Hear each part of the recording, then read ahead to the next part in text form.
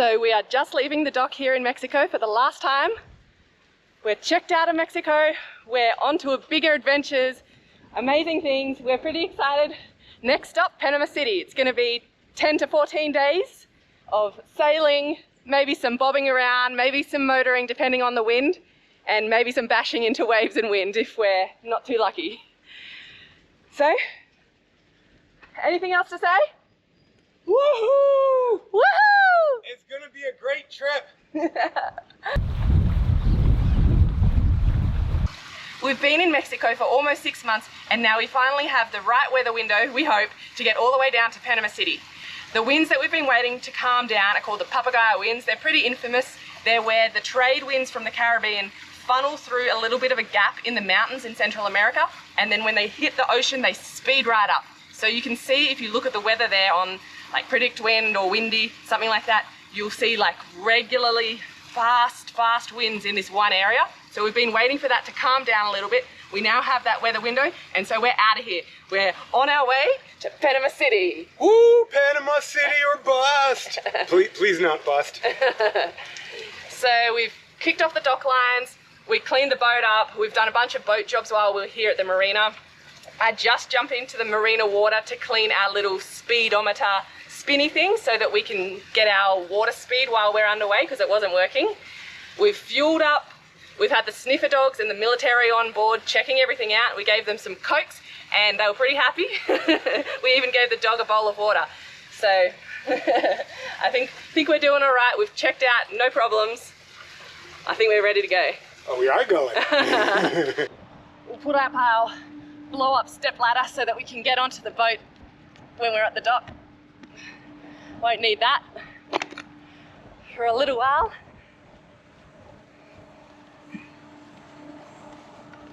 Another fender, and soon we're going to be out into the ocean, so I'll have to put my hat on, put some clothes on. It's not really compulsory though. Life jacket, that's definitely compulsory. Look at these boats.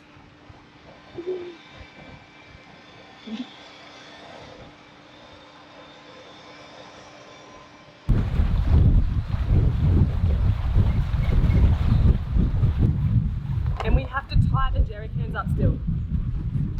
Okay. We're gonna steer for a second.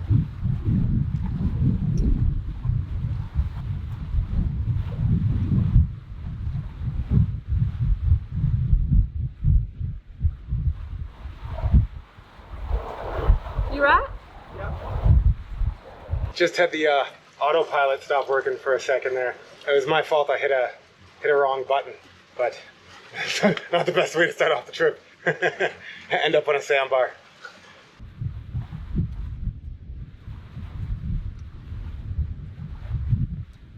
We've just finished motoring out of the channel, and we've got about 8 to 10 knots of wind. So we're going to pull the sails out and see how we go with sailing with that little bit of wind.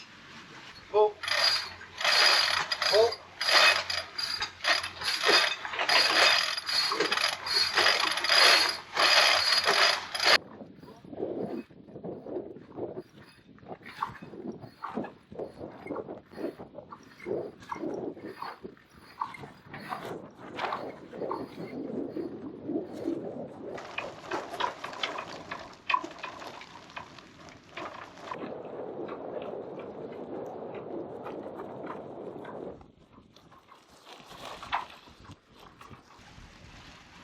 Alright, pull out the head sail.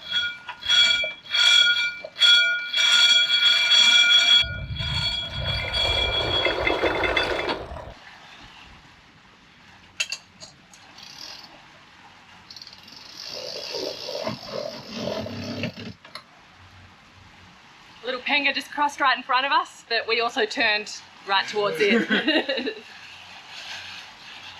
Okay. Good work. And we're sailing. Wow, we gotta turn the motor off. Oh yeah.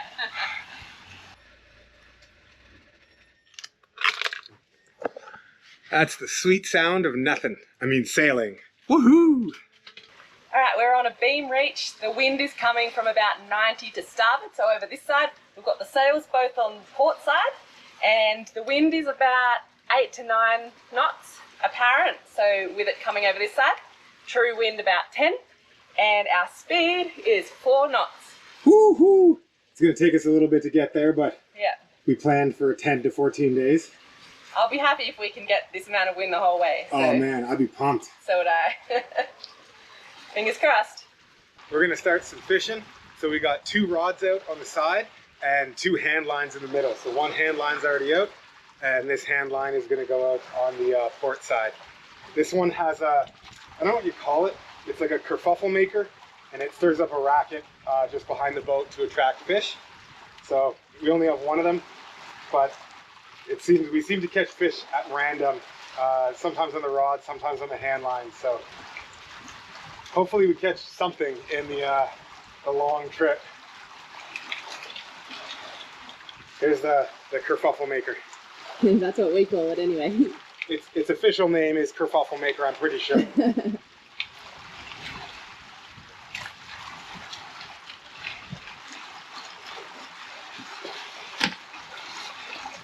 And this shackle at the end, we custom built these dinghy davits to be able to take hand lines. So we just put the shackle right here, tighten it up,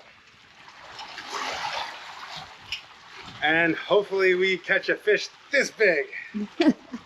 No, we don't want a fish that big, just this big, that big. We just want something for lunch. Yeah, small tuna or dorado or something. No nice. big swordfish or anything.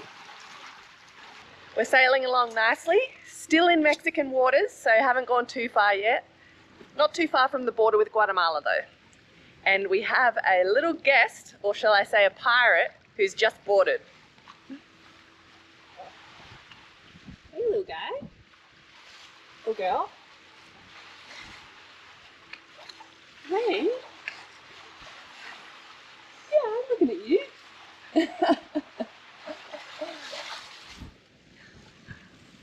Not scared of me at all. Just wants a free ride, I think.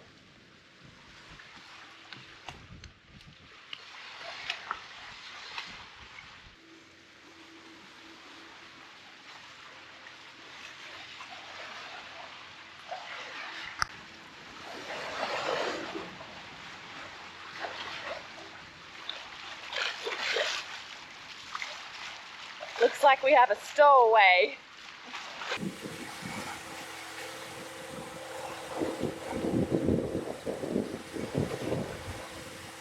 We've just left Mexican waters and we are now officially in Guatemalan waters. We're going to use the rite of safe passage to continue on down through Guatemalan waters without checking in or stopping, and that should all be fun, really. Yeah. About a minute after we crossed the border into Guatemala, a panga was up ahead. We were having a bit of a look because everyone's heard kind of horror stories about pirates and things in these waters, but it was just a lovely fisherman, all on his own, gave us a big wave, lots of birds around the boat, very clearly doing some fishing, so yeah, nothing to worry about. He seemed super happy to see us, liked the boat, so that was cool. And lucky for me, I get to go to sleep now. Our shift schedule is kind of messed up because we did a bunch of work before we left just to get the boat ready to leave, but I'm about to go, and I think I get about 4 or 5 hours off. And Yvette will man the helm, and I'll take a good sleep. We're both pretty tired. She drew the short straw, and then we're going to try and get back to our regular shift schedule of either 8 hours on, 8 hours off, or 12 hours on, 12 hours off. We find that kind of works best for us. So yeah, 12 hours is our favorite because we both split the night in half and split the day. Well, basically we get the day together and get a really long sleep each, which we love. Exactly. And so when someone's up and the other person's not up, when both people are up at the same time, there's always one person that it's their job to maintain watch, and the other person just gets to relax. So, but you can still hang out with each other. It works really well, and it works really well for me because I'm going to sleep. Okay. So, good night. See you later. That's day one almost done. The sun is setting behind me. It looks beautiful. It's a really kind of muggy, misty kind of a day, and the sun is just looking like a ball of flames. It's this round, perfect, bright red, and setting down into the ocean. Pretty cool. And that masked booby that's been sitting right up the front on the starboard hull. Has been sitting there the whole trip pretty much. Definitely a real stowaway. Wonder if he'll stay all night. We'll see in the morning. Fish on! Fish on! Can you see what type yet? I don't know. It doesn't look like a bonita though. Uh-oh. Oh, it looks really small. Oh no.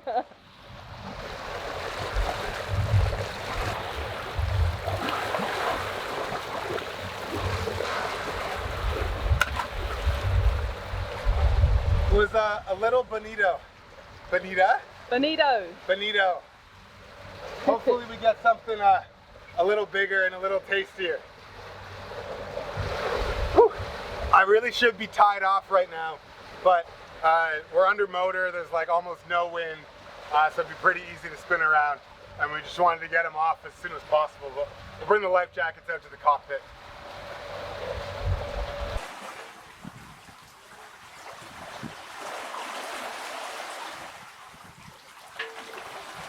Well, we let that little bonito go. I have tasted them and I'm not really a fan. Plus it was just a really little guy. So looks like we're just having average kind of lunch today, but hopefully we do catch some fish.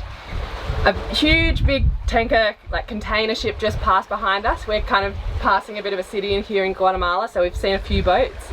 It's pretty cool seeing those huge boats come right close to us, but I would prefer if they maybe stayed a little bit further away, especially when they're going so fast, over 20 knots. And we're going, what, like 3 knots at the moment? So it's kind of hard to get out of their way when we're going so slow. Technically, we're not supposed to have to get out of their way. Yeah, I mean, it depends what you're doing, but it was coming right up behind us. We've turned the motors off.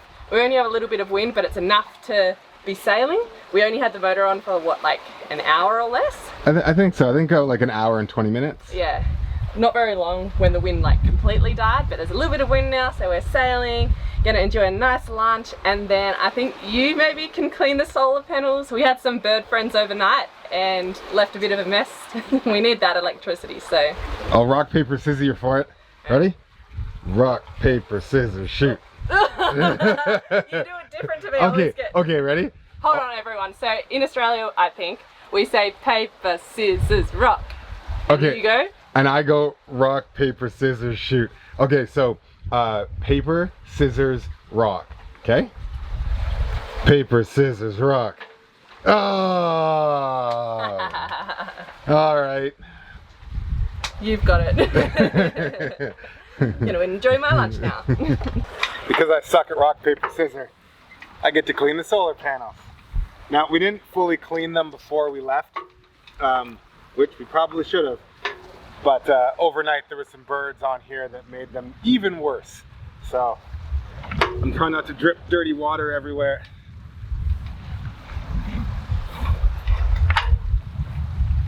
With solar panels, even just a little bit of dust or bird poo or whatever can make a huge difference in the amount of power you make.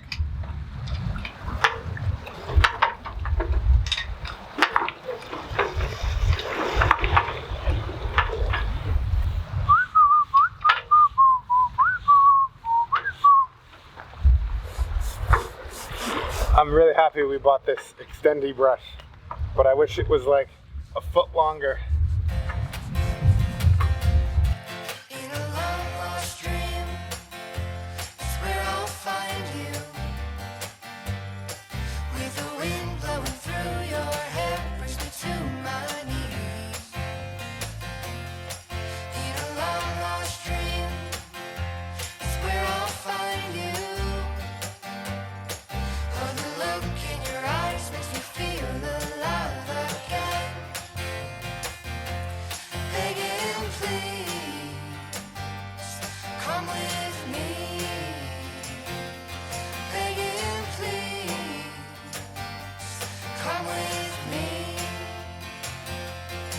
Cause there's no one else like you.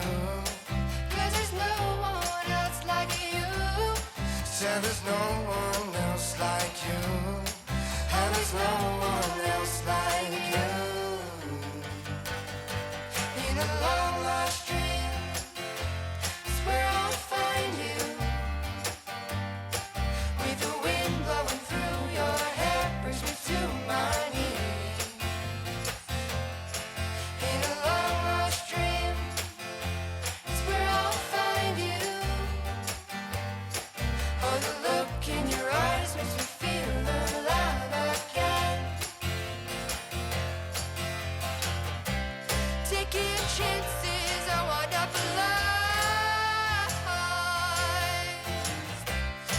choose you no matter the cost. I would run to the end of the world just to be with you, just to be with you, my love. It's been a gorgeous day. There's been a pretty nice breeze for most of the day and we're going wing on wing now, which I love. I think it's our favourite way to sail. It's almost sunset, so I'm going to be going to bed soon. Darcy usually gets to watch the sunsets and I usually get to watch the sunrises because we split that night shift in half. It's pretty hazy, so I reckon it's going to be a beautiful sunset again, just like last night. Almost time to pull in the rods. We'll do the rods last. You can do them, Darcy, just after the sunset. We'll pull in the hand lines now though before it gets dark and before I go to bed. So yeah, great day number 2. We're usually kind of too excited on day 1 and day 2 we're both tired, so that's why I'm going to bed nice and early and we'll have a great day tomorrow. Good night. Night, night. Oh, we caught something on here. Did we? We caught something. I'm not sure what it is. We're just pulling the rods in for the night, but maybe seaweed? Oh. What is it? Caught a plastic bag. Oh. We're gonna eat tonight. Alright, well, I guess we'll just throw this in the garbage. Yeah, we can't throw it back in. I would have preferred a fish. Oh, this is meaty. A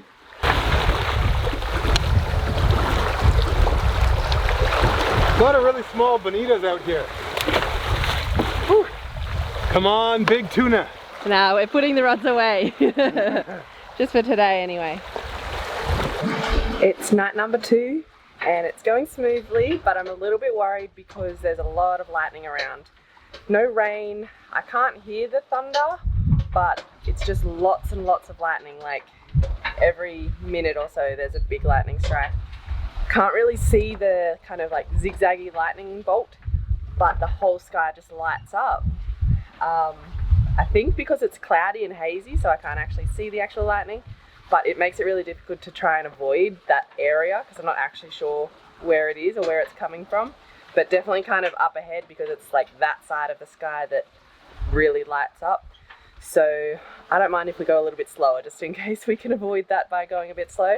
The wind is at 10 knots right now and it's behind us.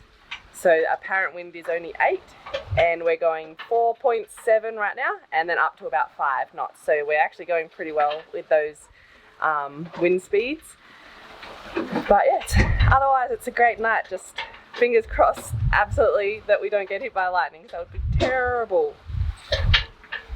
And not really much I can do to prevent it apart from maybe turn around. But then if the storm's coming this way, that's not going to be much help. So it's dawn of day 3. The sky's gone from super black and dark to a nice little grey colour. The lightning has gone. We didn't get struck, so thank goodness for that. The wind is picking up a little bit, so it's about 8 knots, and we're actually going 6, maybe 5 knots, and I'm guessing we're in a bit of a current, plus we're on a fast point of sail, a close reach, almost on a beam. So flying along, very happy. The wind is picking, like slowly picking more and more up. So now it's about 9-10 knots and we're doing 6. So I think we're going to slowly creep more and more faster, get some good pace on and start the day with a nice sunrise soon, hopefully.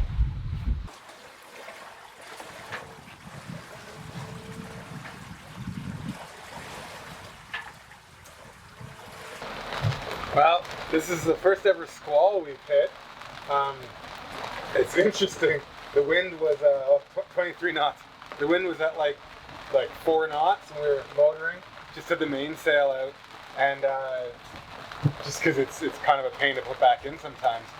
And all of a sudden this wall of cloud comes in. So I put the mainsail away just to be safe. Yvette's just having a nap right now. And man, highest wind we've seen is 23 knots and it is pouring out. So yeah.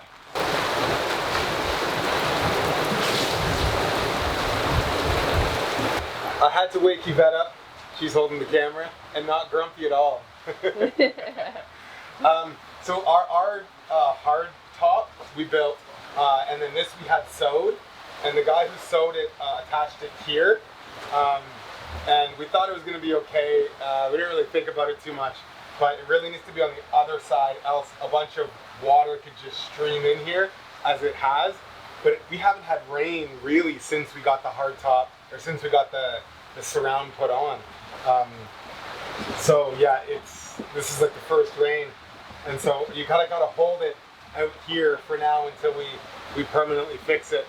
But man, this is our first squall. Yeah. And it looks like it's kind of coming to an end. The highest wind we saw was about 23 knots. And like I said before, I did take the sails down because I didn't want anything to do with what I thought was a wall of cloud, and it was. The wind's still up. The wind's up at like 20 knots. But it's hitting us right on the beam right now. So, good sailing wind. It looks like we're seeing like the light at the end of the tunnel, literally and figuratively. It's been about 45 minutes of this squall. It's a pretty big squall. I think, I don't know, I've never been in a squall before. What classifies something as a squall? What if it's just a storm? I don't know, yeah, at what point is it just a storm? Anyway, we can see some light. The boat got a good wash down, which we washed it down just before we left, but we did it quickly, so that's good. The solar panels will be clean. And maybe it's Mother Nature telling us that we need to shower. So as soon as we get out of this, maybe we'll have a shower.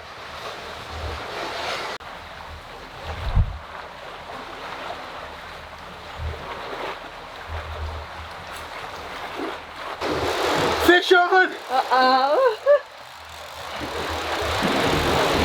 It's either a wahoo or a barracuda.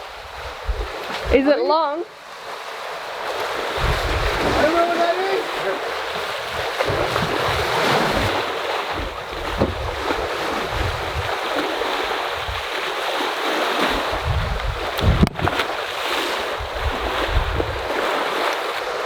We've caught a bunch of bonito. So that was the first barracuda we've ever caught. Lucky for that barracuda that it wasn't a wahoo. It was gonna stay to the surface for like, I don't know, like 10 seconds, and then it just kind of kicked off and went down.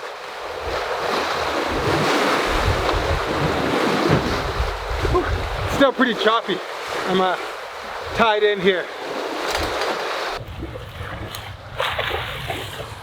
Whew. Man, are we catching a lot of fish. This lure is amazing, and it's also absolutely destroyed, as you can see, but it just works and works and works. Come on, tuna.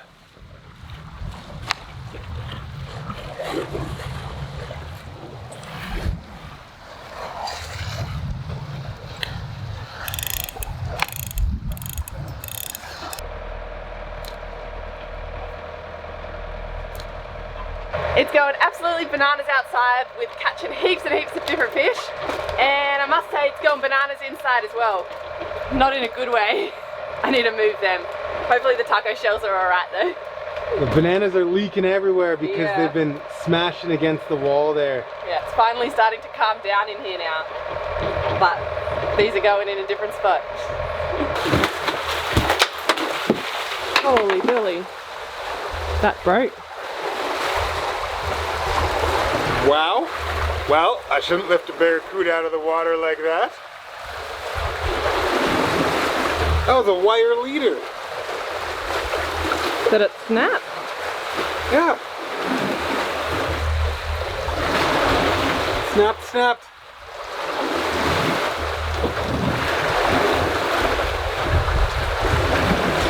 All right then. Well, the barracuda spat the hook out and it left the lure behind, but the lure's ripped, and then the hook part of the lure just went down the little hole there, so we lost it. So those are both of our wire leader lures are now gone. Busy, big day of fishing. We need to retool for tomorrow. Yeah. Catch some edible fish. Good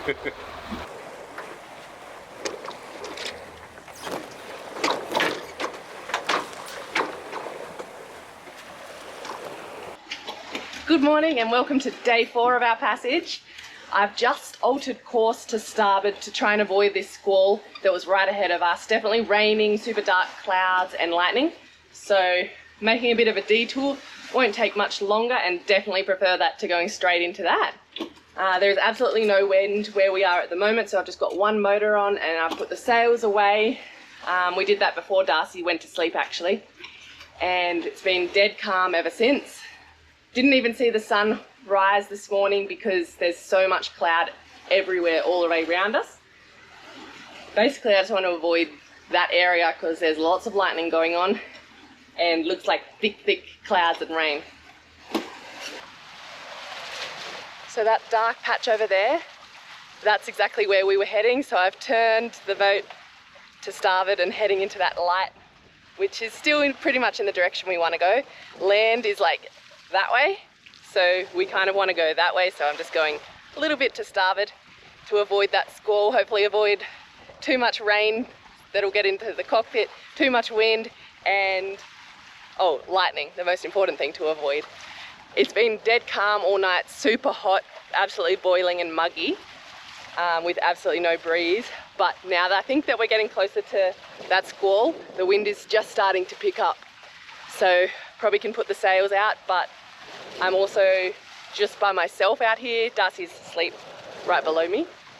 So I also don't want to put the sails out if I think it's going to pick up too much, the wind, which is what happened yesterday. The wind picked up while the sails were out, and Darcy realised that the squall was coming and put the sails away, which was really lucky because the wind was up near 30 knots. And yeah, anyway, there's been no wind, no breeze, no waves whatsoever my whole shift.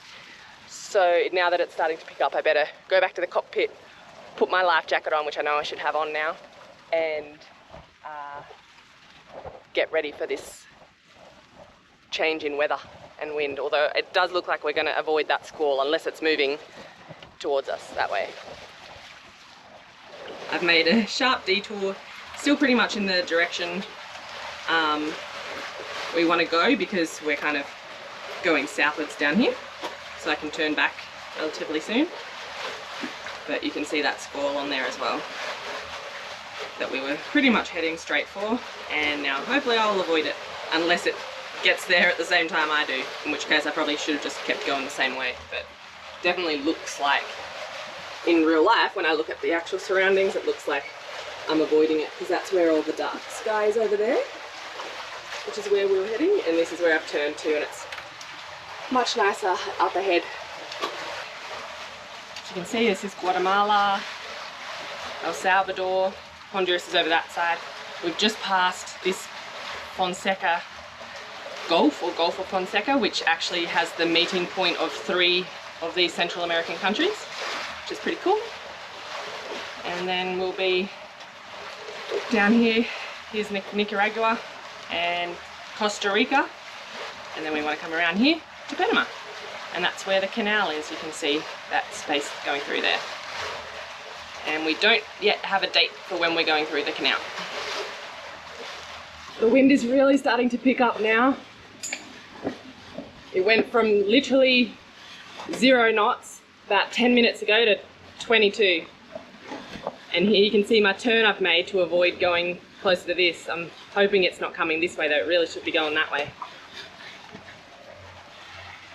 Looks like we're going to avoid it. Not so much on the radar though, so we'll see. Time to put the rest of the surround down so everything stays a bit more dry if we do get wet. I wouldn't mind the boat having another rinse off though. It's always a good thing. I've made a bit more of a turn to starboard to try and run from it, but it does seem to be coming closer. I'm trying to get around it up. It's still like a lot lighter and less dark clouds up ahead, but as I go that way, it's coming this way too. Time to batten down the hatches.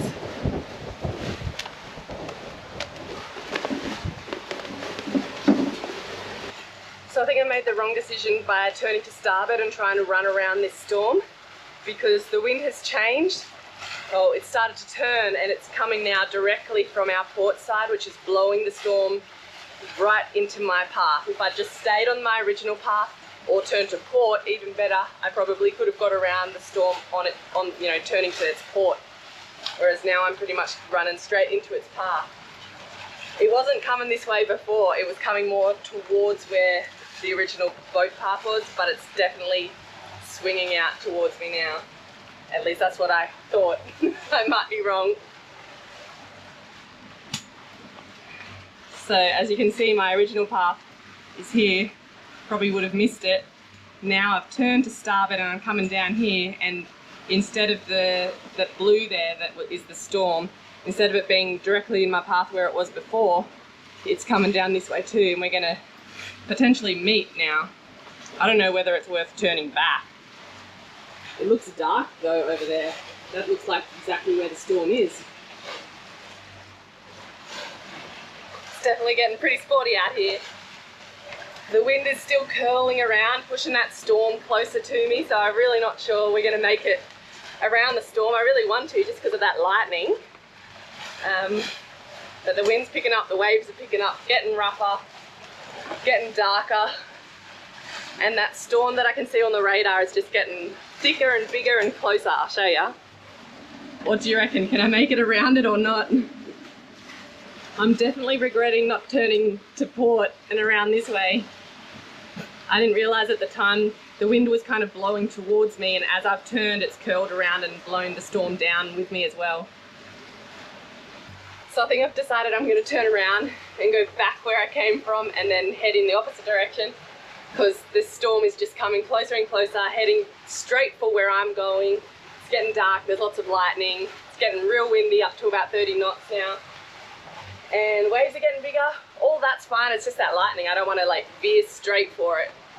So I'm turning around. So I'm going to go back to where I came from and then up through this smaller section. Because yeah, there's been some red bits in here as well. It's gone blue now, but I feel like it's coming just straight for where I'm going, and there's lightning in that. So I'm turning around.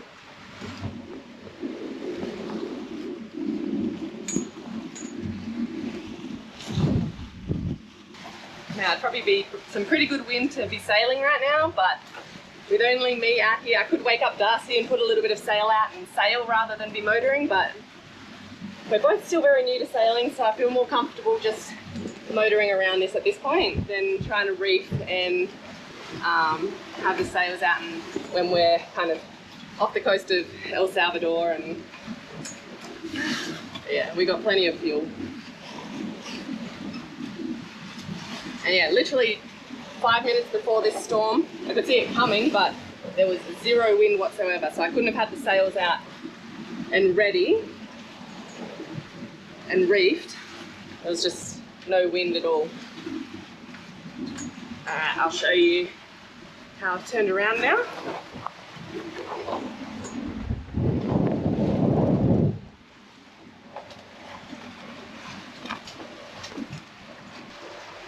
So now the storm's on my starboard side, opposite side to where it was. And looks like Darcy's just woken up. No, I'm in boxers. I can't. You might have woken up because you realise we've turned directions 180 degrees. I'm trying to avoid this storm, and I already tried to avoid it, and now I'm turning to avoid it in a completely different direction. So, nice to wake up too. Okay, I'll go back to sleep.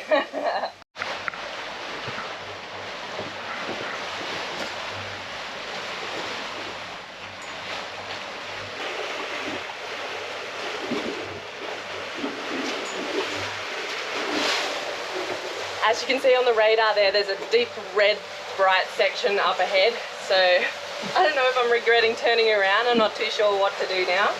If I had turned to port right at the very beginning when it first started forming up ahead, when I could see it, which is basically just when the sun came up,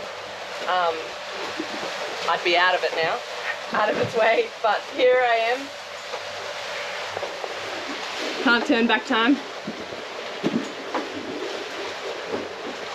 I feel like I should have seen it earlier on radar, where even when it was dark, I could have seen it, but it was only a small patch and I figured I could get around it. They were there all night and they weren't too much, but this one has just gone from that little small patch of blue on the radar to just really growing and spreading across the horizon and getting bigger, so we'll see.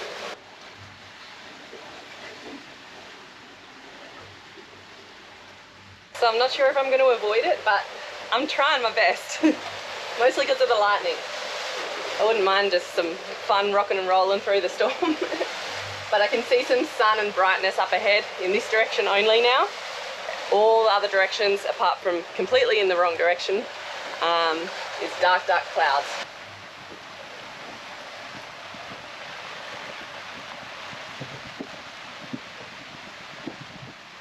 Still absolutely boiling hot.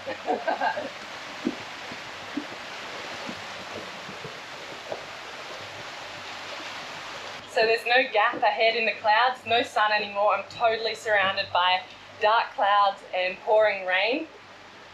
I'm trying to figure out where to go. I think I'm going to turn up through a gap in the radar in the direction we want to be going.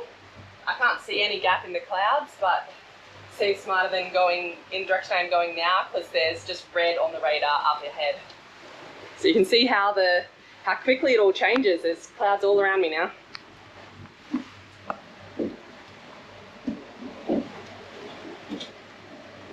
And look, if I had just continued on my original course, I'd probably be out of it by now. Oh well. All good learning. Okay, I've decided I'm going to shoot for the gap in the radar.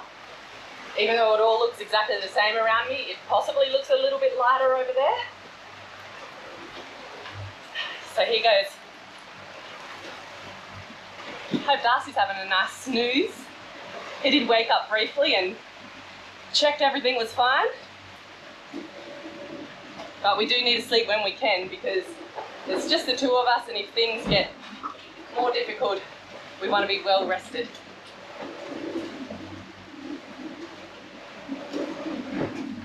Woo.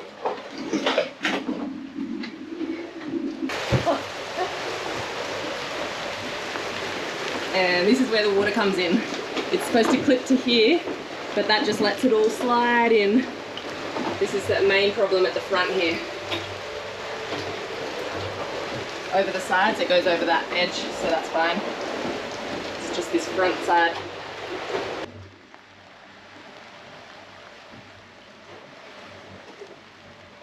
I'm out, made it out safe and sound. Took an extremely long detour and back. But, you know, I've learned a lot. Keep a better lookout on the radar for upcoming storms and have a better understanding before I turn which way I think the storm's going to go, rather than just turning around it. Realise that they can grow suddenly and get a lot bigger and kind of go more in the direction that they were going very quickly. Woo! Have the boat maybe more squared away in terms of just little things that have been out during the passage. Even just like pillows and stuff that were out here. I got that stuff all ready pretty good, got the surround ready quickly. Would have been nice to have the sails up, but I would have had to wake Darcy up, which is okay.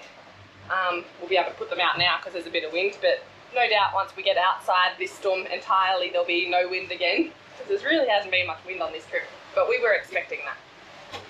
Yeah, let's have a look at that bit of beautiful sun up ahead.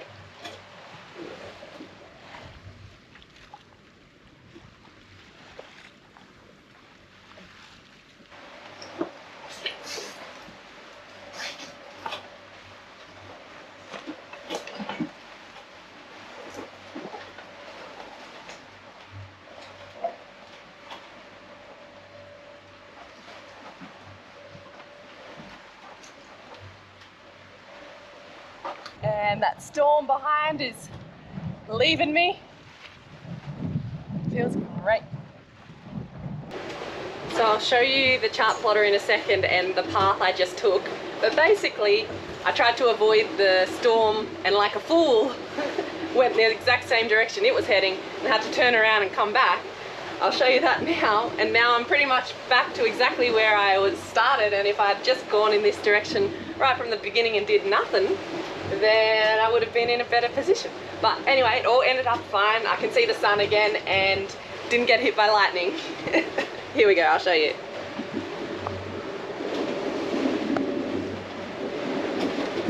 So the storm was up here, and the storm was here, so I tried to avoid it by coming down here, but the storm just came down as well, and so I turned around and came back up, and now I'm back to where I started, and the storm is pretty much kind of dissipated behind me now.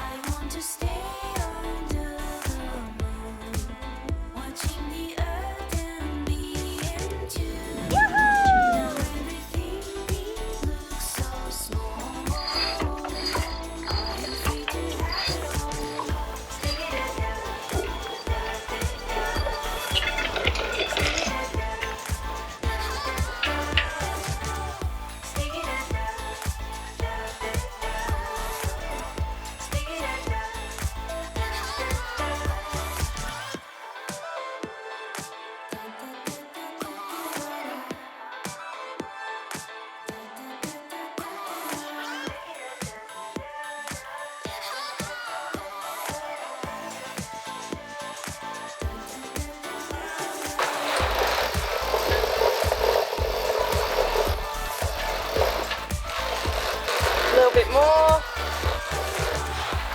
That's good, that's good. Woo!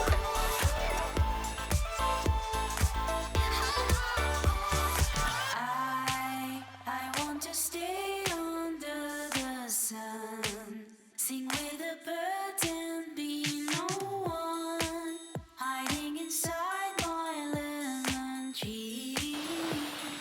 One of those days that I am free. I want to stay under the moon, watching the earth and be into. Now everything looks so small. I am free to have it all. Stick it down, down, stick it down, stick it down.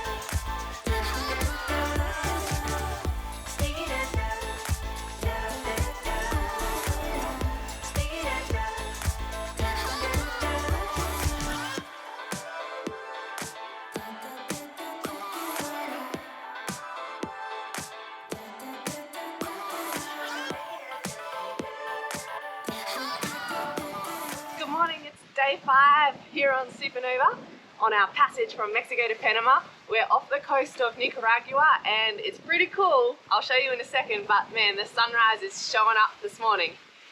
I got on shift at 1 AM, so it was pitch black. Just the moon was behind the clouds, so not much to see.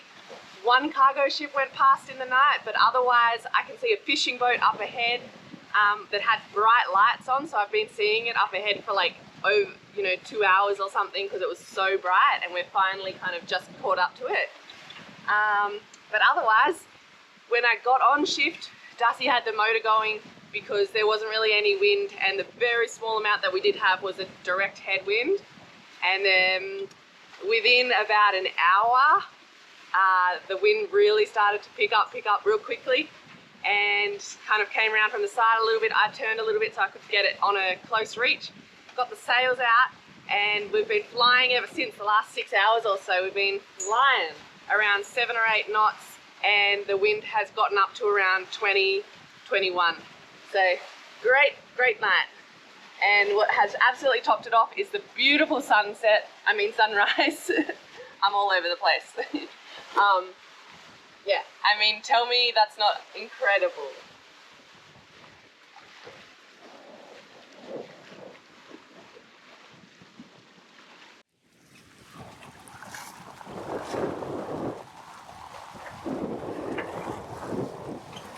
Oh, why is it turn around and coming straight for us? I'm gonna go wake up Darcy.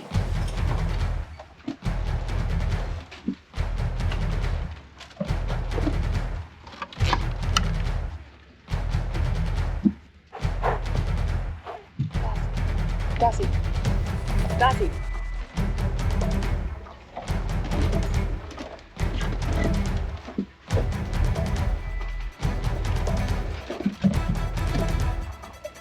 Darcy. Can you hop up for a second? What? Can you hop up for a second and come up quickly?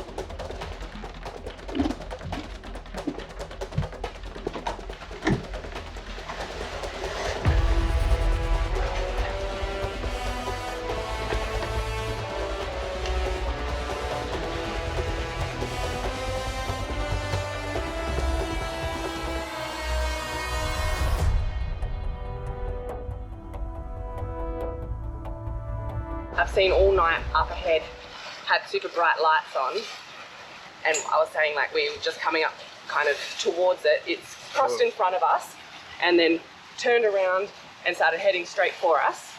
And so I've gone and woken up Darcy.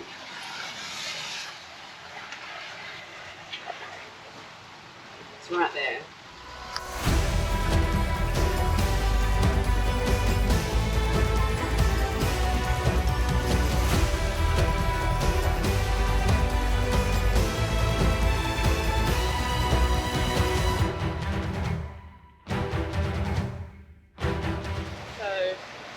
We've turned the motors on and now we're just motoring away from them, but they're next to us, motoring kind of next to us, along with us now.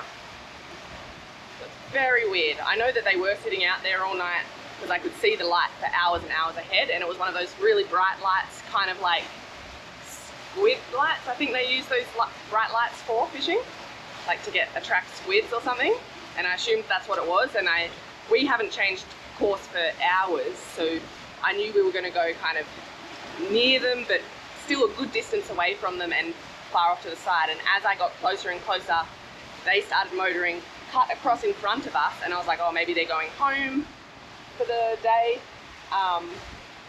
It's still a bit weird to cross in front of us like that, but I was like, okay. And then as soon as they crossed in front, they turned around and started coming straight directly for us, and that's when I ran down and got Darcy up, who's come up now on deck and they can see him. And then they turned around, but now they're just motoring literally alongside us. They do have like fishing gear on board, so it is a fishing type boat, but very odd. And if it's nothing, which I'm guessing it's nothing, then it's just very odd behavior to cross right in front of a sailing boat that hasn't changed course in hours, then turn and come directly for them, get within 50 meters of us, and now motoring alongside us. Very odd. Nothing over the radio. They're not on AIS. Anyway, we're faster than them at our current speed, so they're getting a little bit behind us and just on our port side. But all night they were on our starboard bow kind of side. Weird. Glad we have motors that work so that we can go faster than we would have just been sailing. Wakey wakey, I guess. Yeah, not the best way to wake you up, but They seem to be breaking off their pursuit. They stopped like right in front of us and then like angled the boat so that I guess if we passed by them they could just keep going at the same time and come up right beside us. But what I did is I just turned both engines on slightly and absolutely pinned them. Plus we have some good sailing wind, so we put it at the beam and started going about 12 knots. and that's when they started dropping back. Yeah. But before I went and got you, I don't know if I said... It was a real shame because I wanted to talk to them, but I don't want to talk to slow people, to slow fishermen. I want to talk to fishermen who can really race their boats, and evidently they can't. Yeah. So, going back to bed. Yeah. So we're off Nicaragua at the moment. We're very close to being in Costa Rican waters. Yeah.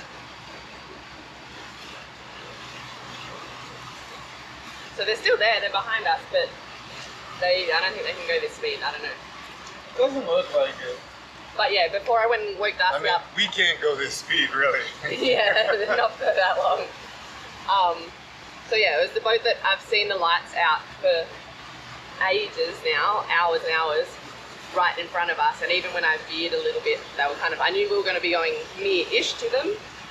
But when we got closer, they literally cut across in front of us, and I was like, okay, they're probably going. But it was when they turned again and started coming directly for us. I was like, well, I can't imagine what any reason there would be for that, apart from, I don't know, if they needed help or something. But I could see the people on board, and they certainly weren't yelling or screaming or waving their arms or anything. My guess is that they were just fishermen, and they wanted to see us. We actually heard someone else say that one of their friends had the exact same experience, and they were holding up like fish. For us, they weren't holding up any fish or lobster or anything, but they had the exact same experience, and the other vessel couldn't go over 8 knots, or maybe it was 9 knots.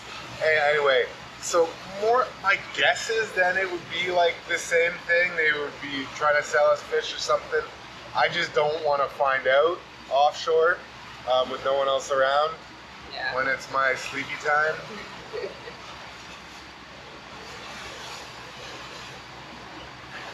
Oh. I just wish they would turn. I know, instead of keeping on coming behind us. Our engines are kind of wide open throttle right now with the sails up. Yeah. Making great time, but... Yeah. We'll be in Costa Rica and then Panama at this rate. Yeah.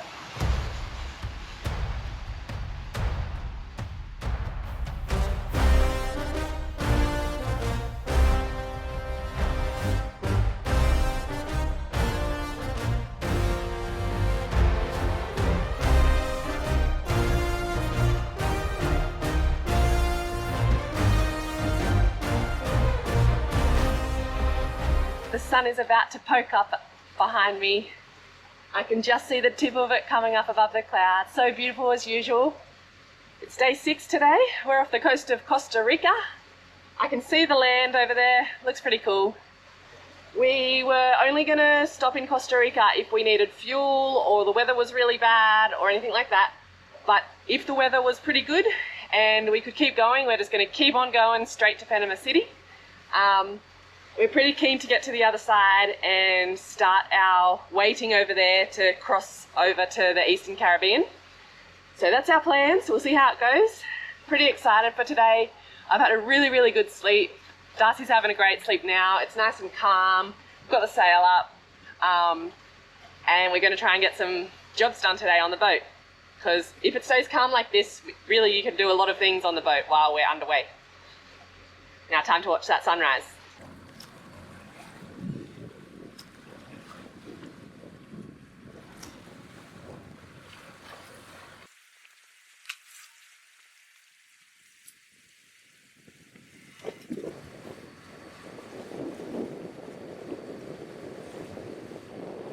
Now that the sun's up, I'm going to put out our lure on the fishing rod. This is the last one standing. The 3 others have all been like snapped off. The line's been snapped by a shark. One of them came off just as we were pulling the fish up and then went down the swim deck hole where we still need to put drains. So yeah, this is our favorite one though, because it's the one that catches most things. You can tell how eaten up it's been. I'll show you. Pretty crazy. Anyway, I'm going to put that one out now, and then maybe later when Darcy gets up, we will get all new lures and put them on the 2 hand lines and the other fishing rod and put them out and try for another day of big fishing.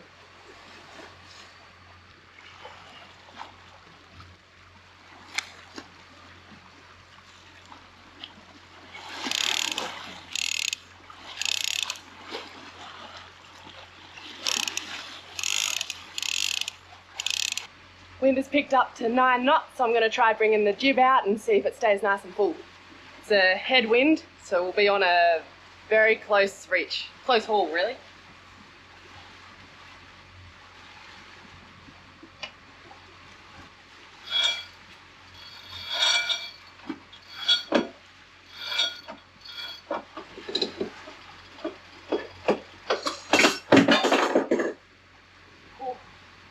Nearly lost that winch handle.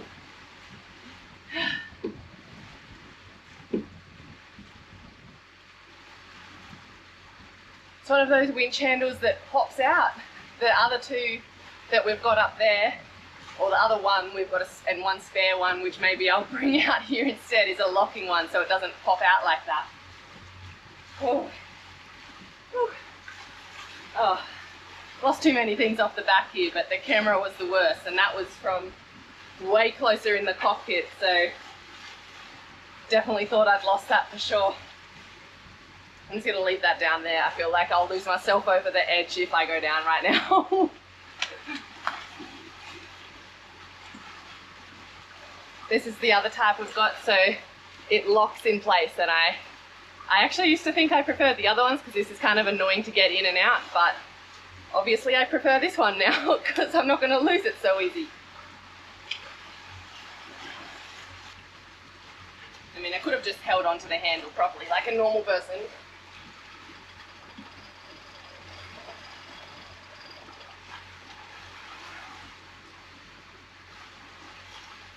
So we're at about, the wind is at about 50 to 55 to port, so that's very, very close hauled for us. That's about as close as we can get to the wind. So we've got to pull the sails in tight. The mainsail's already in extremely tight. It's actually not even in the centre, it's to the port side of the boat. So I should probably actually bring that over.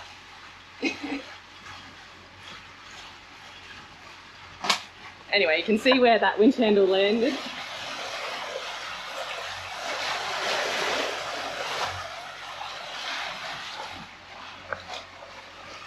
When I lost the camera overboard, I was way up here, where it then fell down onto the swim deck and then overboard from a much further distance away from the edge of the water. So,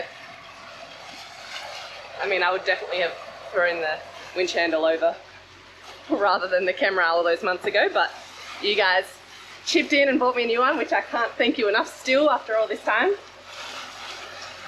But I'm still glad we did not lose that handle. We've just got one spare one inside the boat. Alright, I'm going to move the mainsail over now. But what you're supposed to do, I believe, from my reading and YouTube watching, is to have it over in the middle of the boat. So I'm going to move the traveller car here over to the middle, and I just do that. I loosen it up on this side just a little bit, like a foot or 30 centimeters, and then I then I tighten it all up again. Then I go over that side and pull it, and then I basically just repeat that like 3 or 4 times. If there was 2 of us out here, me and Darcy, then I would say, for example, loosen this at the same time that Darcy pulls in on the other side, so it can just go all over in one motion. But when it's just me, I don't want it to fly over quickly by like loosening this suddenly or anything, but I'll just switch and swap, like me do a little bit here, then I go over and do a little bit there. If the wind was way heavier or stronger, and I wanted to do stuff like this, I would either still do it really, really slow in little chunks if I felt comfortable and safe. Otherwise, I'd just go get Darcy and wake him up, which is always fun. Yeah. This is it on the other side. Just the same thing on the other side. Pulls the traveller over. At the moment, we've got there won't be much pressure under here. This is the furling line for the mainsail, because we've got an in-mast furling drum or line, which means that the mainsail furls up into the mast unlike a lot of boats where it just drops down and is kind of flattened on top of the boom and lays there. So yeah, this is the other line for the traveller. So it'll pull the boom over. Well, it doesn't pull the boom over. You can't pull it over more than it is already because I've tightened the other side. But this line here is all loose, and that's what I'm going to tighten now.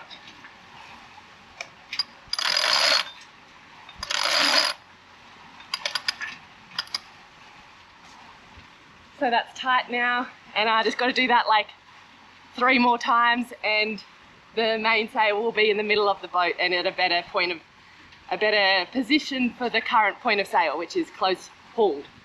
I'll just check. Yep. Wind heading is 56 degrees right now, according to our chart plotter, and the wind is 9 knots. And we are going GPS speed of 6.2 and water speed of 6.9. And the difference is the water speed is what the boat would actually be going if there wasn't kind of any other stresses on it, such as water current or ocean currents, I suppose, which there is at the moment. And that's what's slowing our GPS speed down, which is like the actual speed of the boat if you're just looking at it where it's going, because we're going into a current. The current is coming the wrong way for us at the moment, so it's slowing us down a little bit. Earlier in the trip, we had some great current behind us, and you can see these currents on Predict Wind with a subscription, I believe. So you can actually see and try and get into the currents in your favour if they're around, which is what we did at the beginning of this trip. But there's no option to do that right now. It's all kind of against us. So not too much at the moment though, only like half a knot, so that's fine. Anyway, look at these beautiful sails.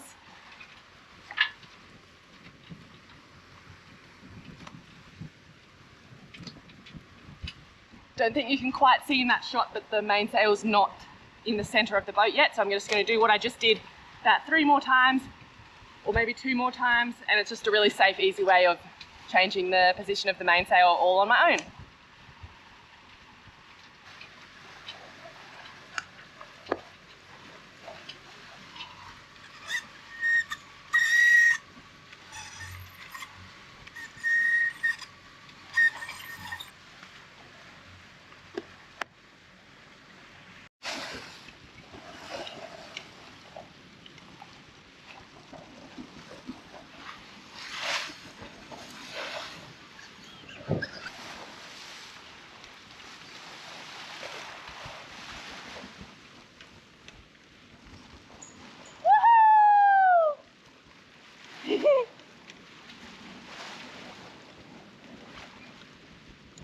We are officially out of water. Well, not officially.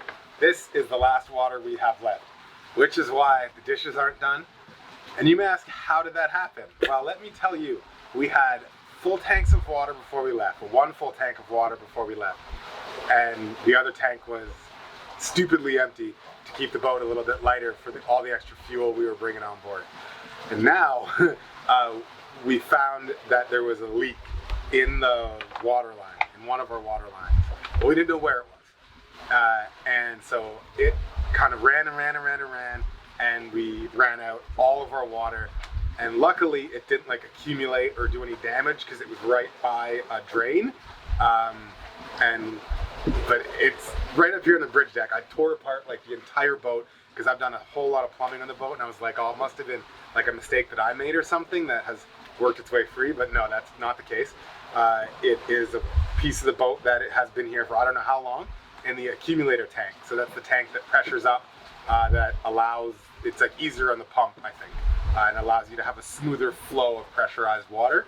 And just, I guess it was rubbing against the side.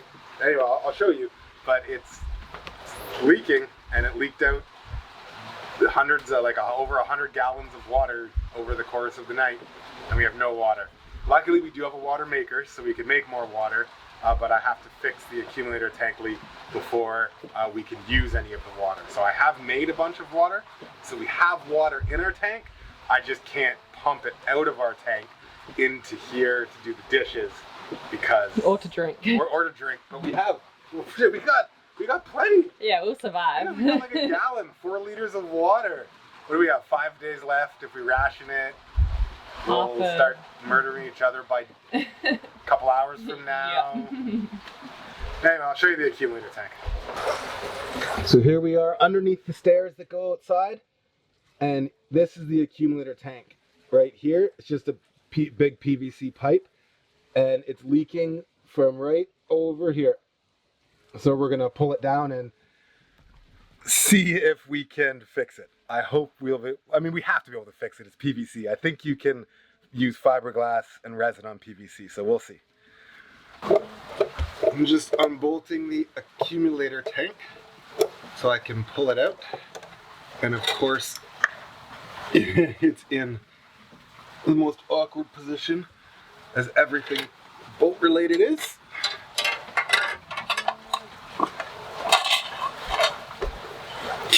How do I do this?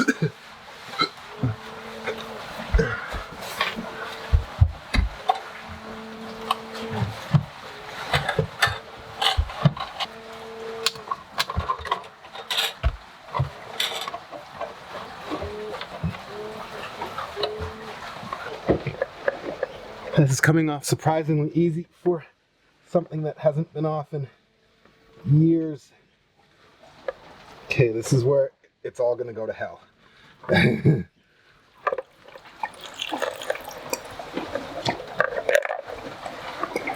No, it's not all going to hell, which is shocking.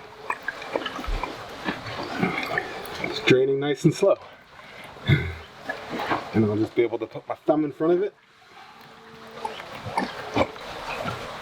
It's occurred to me that finding this leak is not as easy as I anticipated.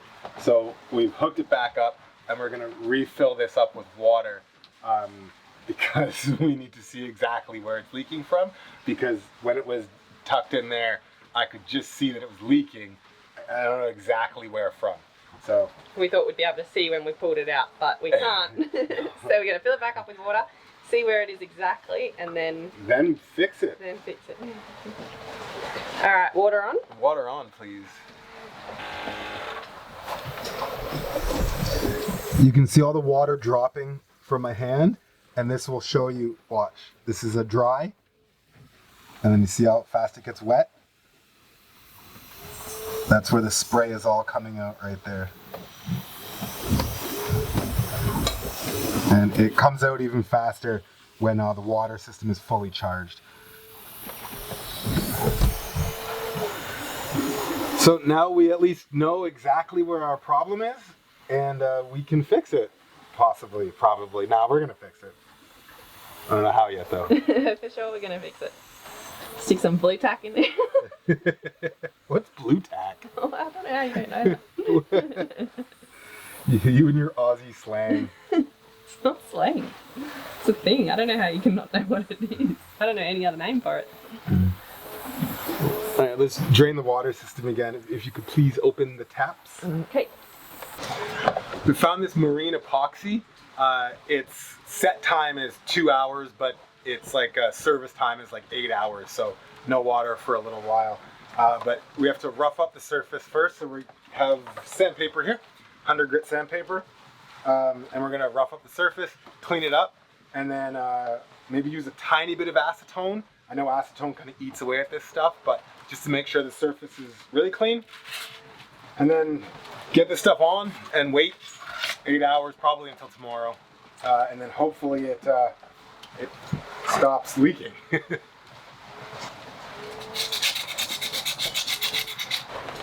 got a little bit of acetone on this rag here and applying it sparingly to make sure it's all nice and clean.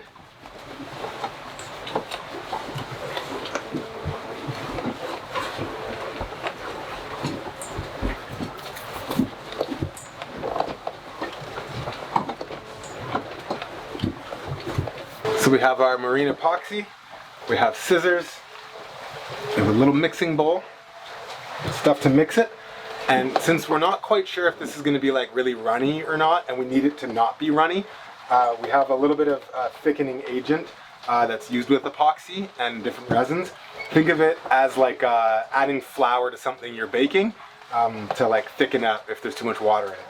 That's how I think of it, at least. Here goes nothing.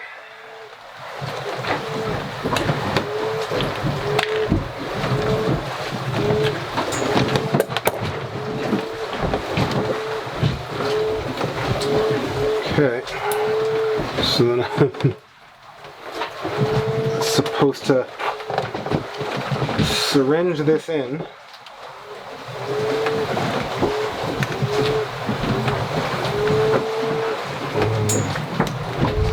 It's supposed to be equal parts.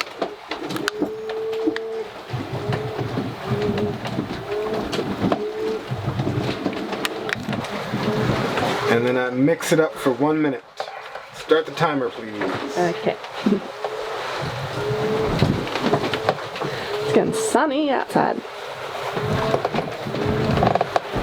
And a little bit wavy.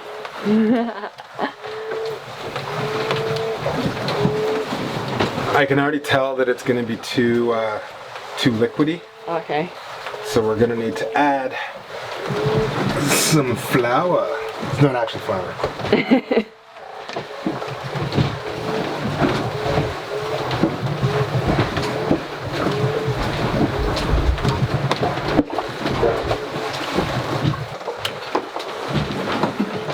Big wave. Big wave. Alright, so I guess we just apply it to the area and try and force it in.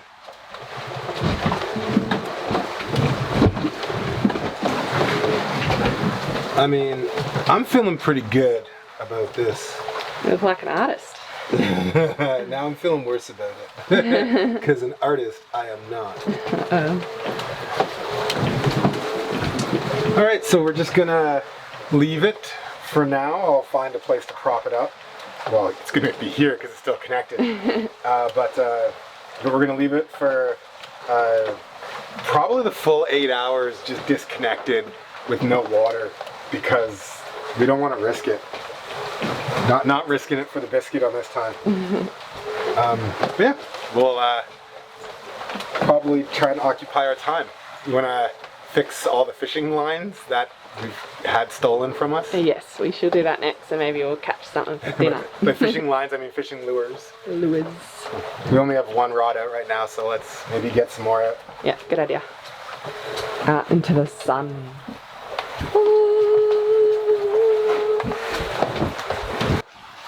So we've just spent quite a while putting all new lures on our lines. So 4 of them, 2 hand lines and 2 rods.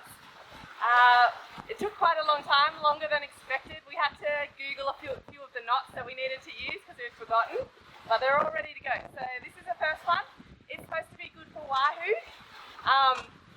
Wahoo's a type of fish. Yeah, type of fish. They have sharp teeth, so next to it, this bit, the leader, is made out of steel, so it's really, really strong. So I'm going to chuck that one in.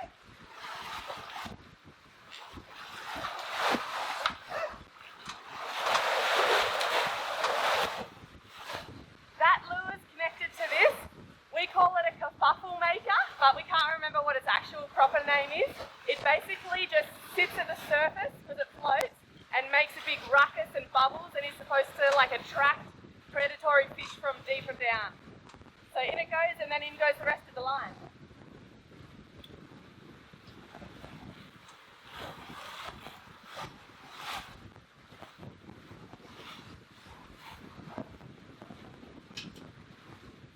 Now this one is our most expensive and crazy and biggest lure we've ever had, but we decided to go for it. It has only one hook right at the end, and then multiple squids all in one long line, and then its own personal kerfuffle maker, this bit. Supposedly the fish only bite right at the end, so that's why it only needs just the one hook. Alright, let's throw it in. Toss it.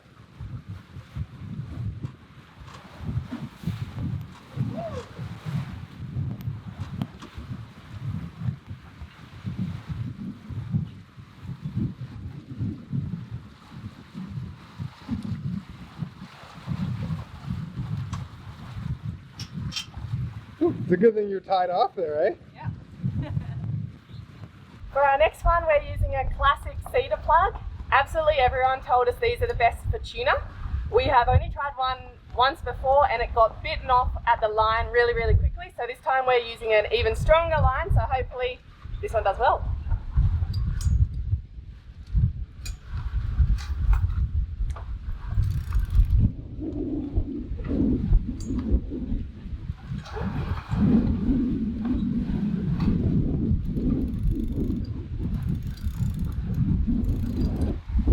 Now this is the final one. It's also a type of cedar plug, but in the Canadian flag colours. We've also put a bunch of swivels on. Last time we only had one on the rods and the line kept getting like twisted and tangled. So now we've got 4 swivels all in a row. So hopefully that problem doesn't happen again. So I'll chuck that over.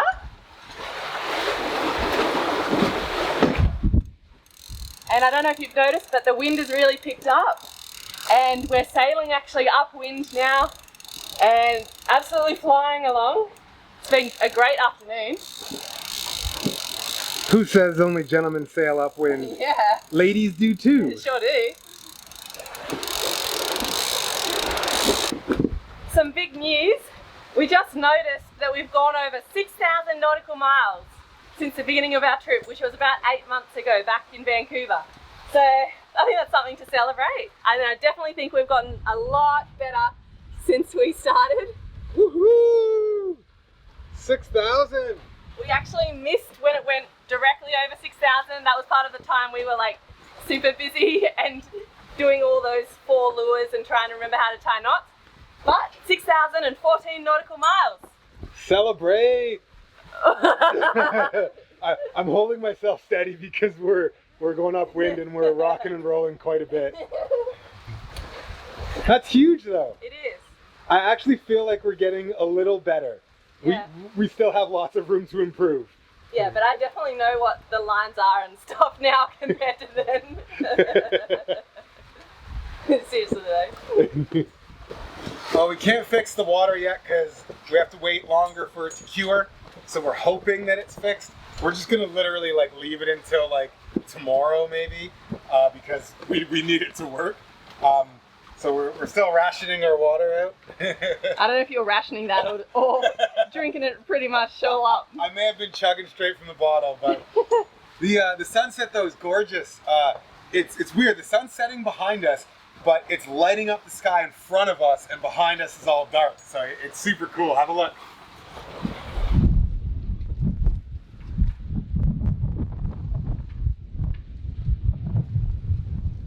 Oh, it's so pretty.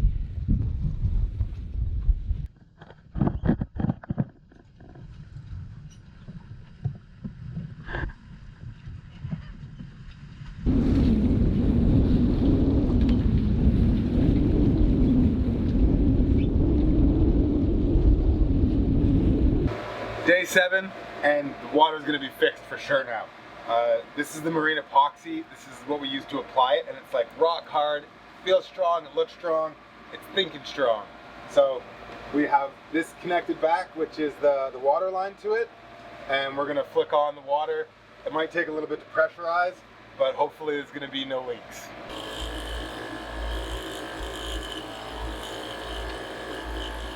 Looks like there's no leaks, which is awesome. I was expecting to fail, to be honest. But yeah, so now we just have to put it back into place. It involves hanging it from these and these like straps. And it's gonna be a 2-person job, so we won't necessarily be able to film it because this is now full of water and I don't want to empty it again because then I'll get water everywhere, even though I didn't the first couple times. So, uno momento, and we'll come back when this is hung up. That's all done, and it works, and it's not leaking everywhere yet. Yay, we can do dishes now. Oh. Just a little bit built up. Yeah. One issue that we've had for quite a while is when we sit out here in the cockpit, we use this handheld radio. That was our first radio that we ever had, and we have to recharge it all the time. So half the time it's inside charging, and the other half of the time it's out here. But because it's just got this as its antenna, it doesn't have much of a range. So our main radio that's inside, it's connected right up to the top of the mast, so it has a really big range, and often we'll hear that radio saying something and this one's not picking up anything, so we'll run inside to hear what it's saying and then we've basically missed it. So we got one of these, so it can get connected to our main radio and it'll have a really long range. So we're going to connect this out here, and this one will still be really useful for us. It can go in our ditch bag if we ever need to leave the boat, and it can also come with us on dinghy trips. So we usually take it when we go on dinghy trips or, you know, away from the boat but still in the water. So I've spent the last couple of hours running a wire from our main radio, which is like near our inside helm. Ran that wire underneath the floor in the saloon and then out this door, and now is the time to connect it all up out here. Hello, ground control. This is Major Tom.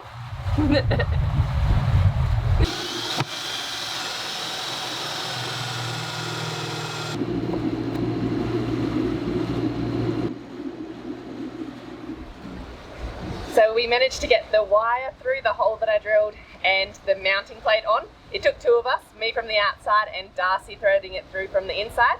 Now to put these little fiddly kind of bits on, hopefully I don't push the wire back in.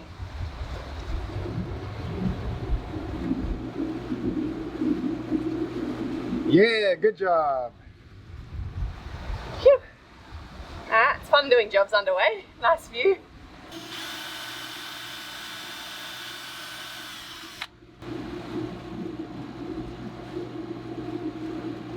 Alright, very, very last step is just to hook it up.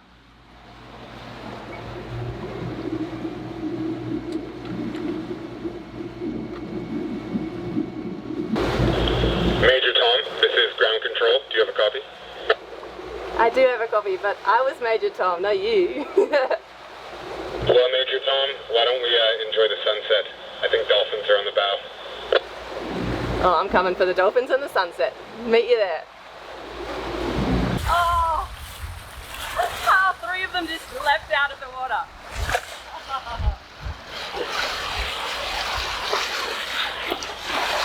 Woohoo! Woo! They're those speckledy dolphins. And this is the best way to end the day. Oh yeah, with speckledy dolphins? Yeah, speckledy, that's their type.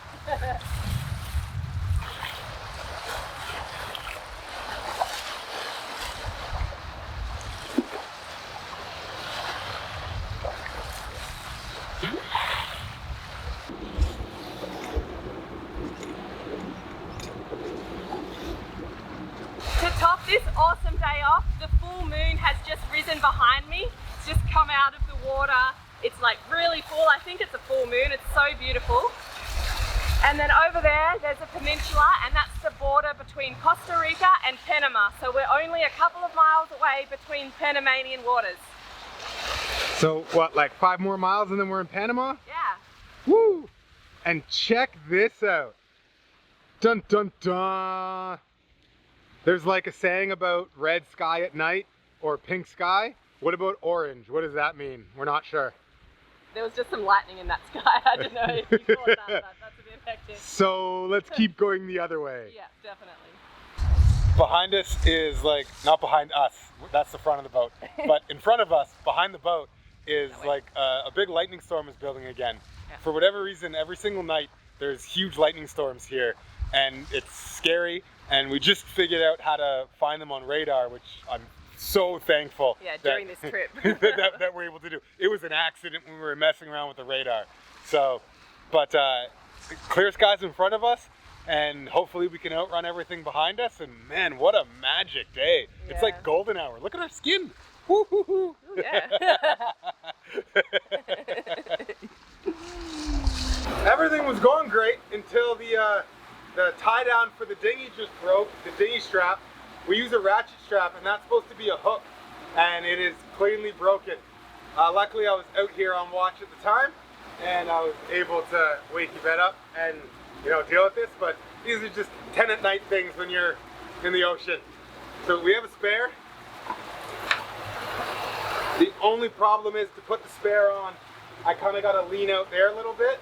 So I'm gonna tie off and lean out there and attach the spare.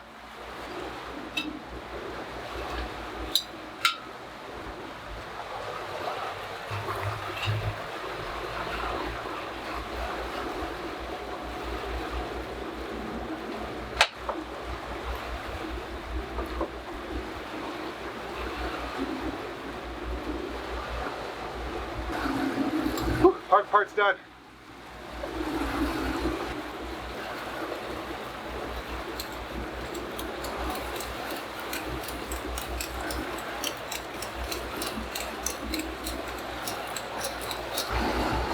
All secure again. We got to think of a better way to tie this thingy down. Now that that's broken, we know it can break again. So maybe we'll use some soft shackles or some Dyneema or something. But we'll figure something out tomorrow maybe. Anyway, you can go back to sleep now. Thank you. Sorry for waking you up. That's okay. I was just gonna go on the back deck myself and be a hero, and do it myself without waking you up. But then I figured you'd then probably wake up when we hit land and I would be drowning somewhere out there. And I would not be impressed. Good night. Good night.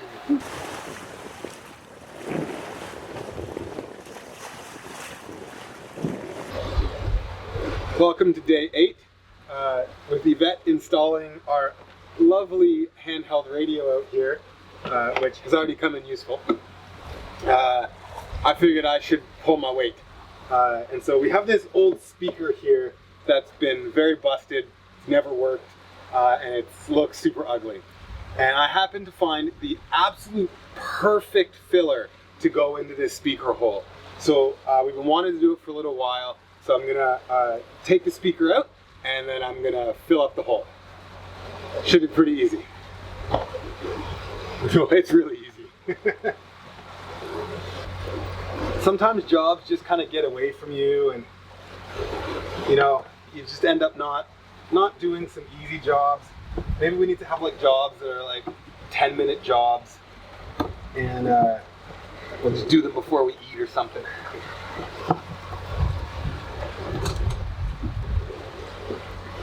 All right, old speaker out.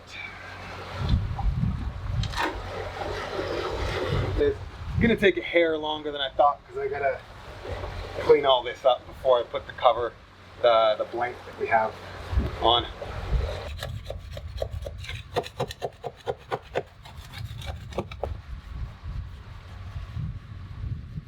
You might wonder what the perfect cover for a speaker hole is, and it's a new speaker. It took 10 minutes. It's going to be an easy job. 10 minutes? Took all day to run the wires. Well, technically if you count all the time I ran the wires and then hooking it up to the stereo unit and everything, but just this part here took me 10 minutes if you don't include the time it took to clean and prepare. Anyways, let's get on with installing this new speaker. Pretty simple. All we have to do is read this and the directions are,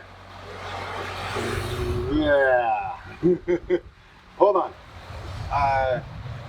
Probably should have read this so black. V plus.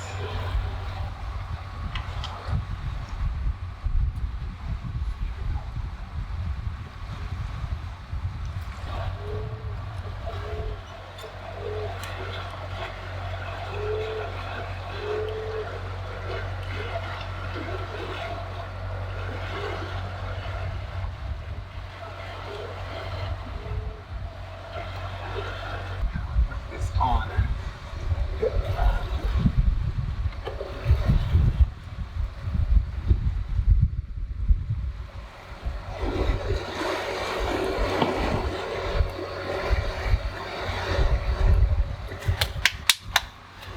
Done. Alright, test it. No. Yeah. All right, I've been talked into testing it on camera so you can see the disappointment flash over my face when it works first try. 1, 2, 3, go. You're my lucky star. Love the way you ride. Look into my eyes, say you're go. So, who should have tested it first? Probably still me. Probably. Alright, I think I can see Panama in the background. I think, oh yeah, I can see Panama in the background. There's an island over there. Let's not hit it. Alright, well, this is day 8. I don't know if I've said it's day 8 or not. Yeah, if I haven't, it's day 8. We only have like 2 more days left.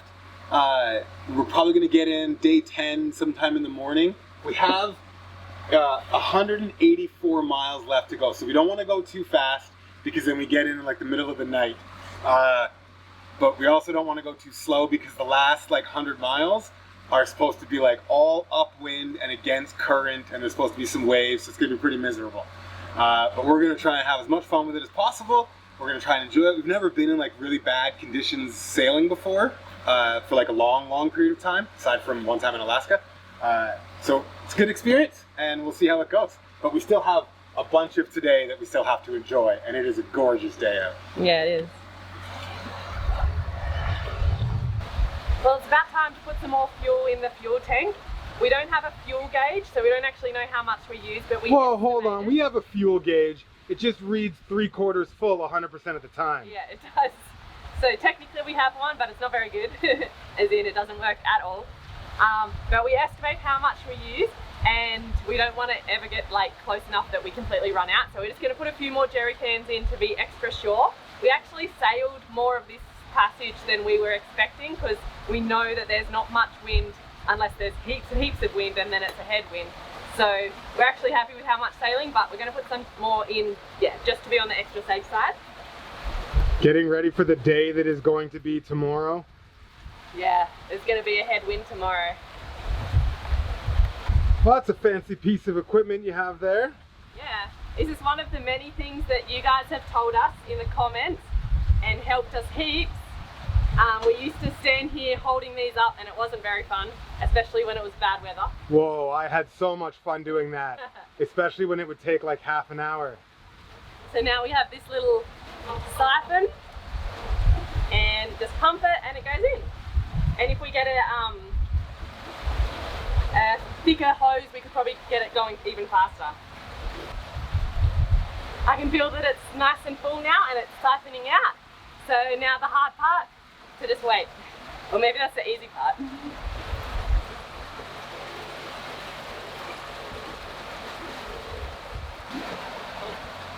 I think it's so easy I might leave you to do the next couple. I'm pretty tired, and I'm gonna go have a nice 8 or 9 hour sleep, I think, and get up early in the morning and watch the sunrise. I mean, I'm pretty sure I'm gonna wake you up around like 1 o'clock. Yeah. And then you can be up for 4 hours or 5 hours and watch the sunrise. I will. That's why I'm going to bed now. All right, get out of here. I'll finish up. Good night.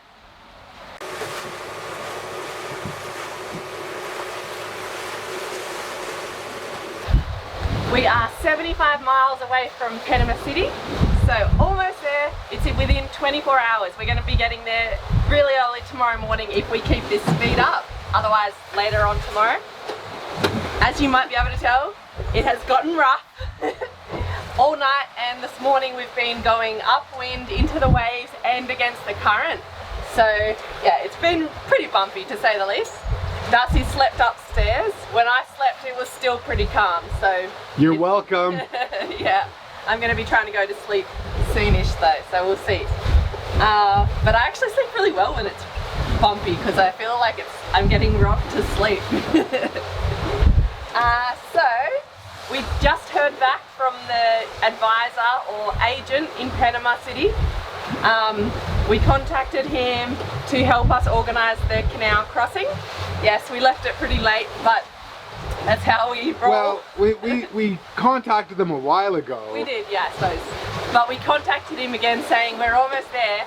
Do you have a date for us or what's happening? And then he replied within like a minute and said, you can take Monday, there's a spot available on Monday, otherwise not sure when the next one will be. And Monday is 3 days from now. Yes, so we said yes, we'll take it.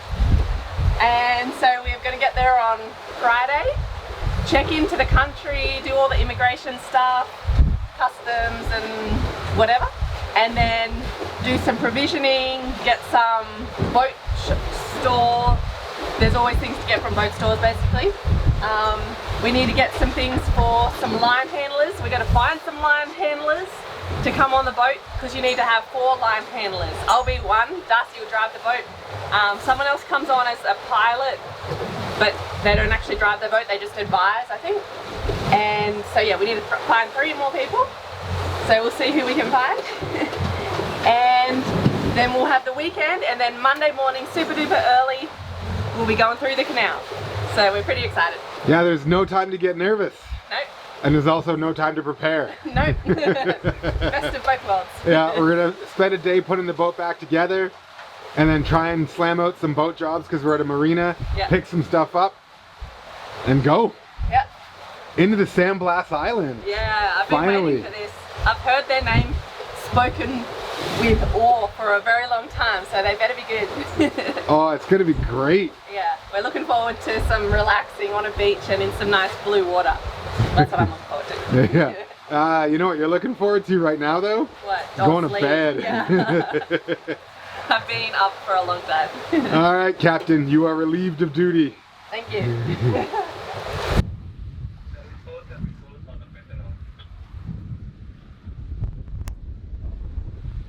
There's boats everywhere. Yeah. Well, I've just woken Darcy up. He was having a nice little sleep inside in the saloon because it was actually quite rough coming in. But we finally made it to Panama City. Oh, hold on, quite rough. We got our butts handed to us for like more than 24 hours. Yeah, very rough. But we've made it. We're on the outskirts of Panama City now. We're going through what's marked as some anchorages, not anchorages that we would stay at, but anchorages for the massive cargo ships and tankers. And they're absolutely everywhere. We're picking our way through now through huge ships that are brightly lit up and all over the place. And in the distance we can see the lights of Panama City. So we're going to stay at a marina to check in and do all the immigration, but we're not allowed in until 8 AM. We have to ring and get the actual spot, the dock spot at 8 AM. We can't go in any earlier. So we're just going to anchor outside. But here we are. We've made it to Panama City. And Our arrival time is slated for 3 AM in the morning in Yeah. true Supernova fashion. of course. But yeah, 10-day, day 10 today. I'm tired. We're going to go have a little sleep once we've anchored. I'm excited. Yeah, me too. Yeah. Only a couple of days and we'll be going through the canal. But yeah, great 10-day passage, our longest ever passage we've ever done in terms of days. And it went pretty well. Went amazing. Not quite done yet. But in 8 miles, Yeah. it'll have gone amazing, hopefully.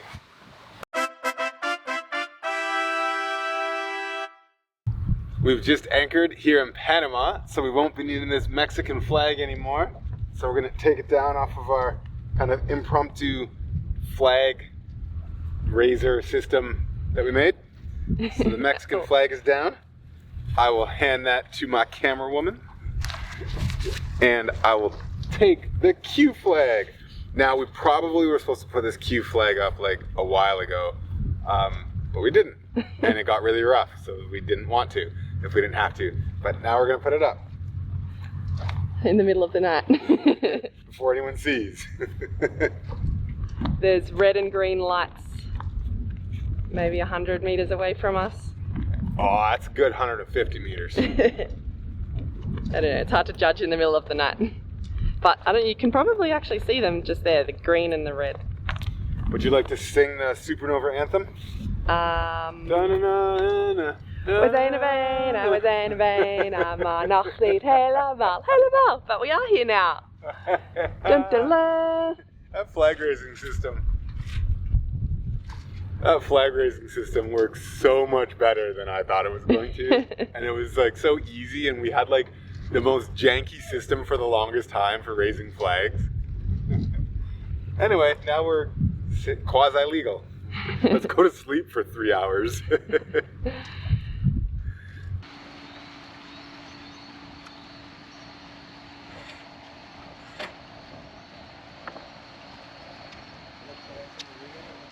Time to get off the boat for the first time in 10 days, 1,100 nautical miles, and the first time in Panama. First time on Panamanian land. Woohoo! And I am going to join. Whew. Off the boat. Yeah. Oh, well, we did it. We did, yay! Oh man, it was a trip and a half. It was. So much fun. And that last 24 hours wasn't awesome.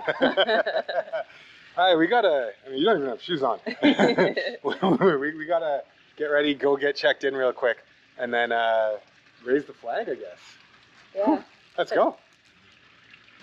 We're checked into the marina. Now we have to get checked into the country. Luckily, the agent we have for the canal is also gonna help us check in. Yeah. But I can't even believe it, we're here. I know, it feels weird. There's sky risers over there, there's cars and trucks everywhere, heaps of boats. Look at that. Well, that was super duper easy. We're all checked into the marina, we're all checked into Panama, we've done immigration, the canal is all booked, we're ready to go. 4:30 in the morning, 4 in the morning, 4 o'clock. possibly 4 o'clock in the morning. Yeah.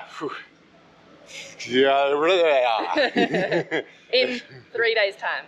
Yeah, so we should actually get a move on. So let's get back to the marina and we'll do a little debrief of the 1,100 mile sail that we just did. Yay! Woohoo! The debrief's going to have to wait till next week, but suffice to say the trip was awesome. Thanks so much to all our Patreons who supported us along the way. And if any of you guys liked watching this video, please give us a like and a subscribe because we put a bunch of effort into the videos. See you next Friday. Bye!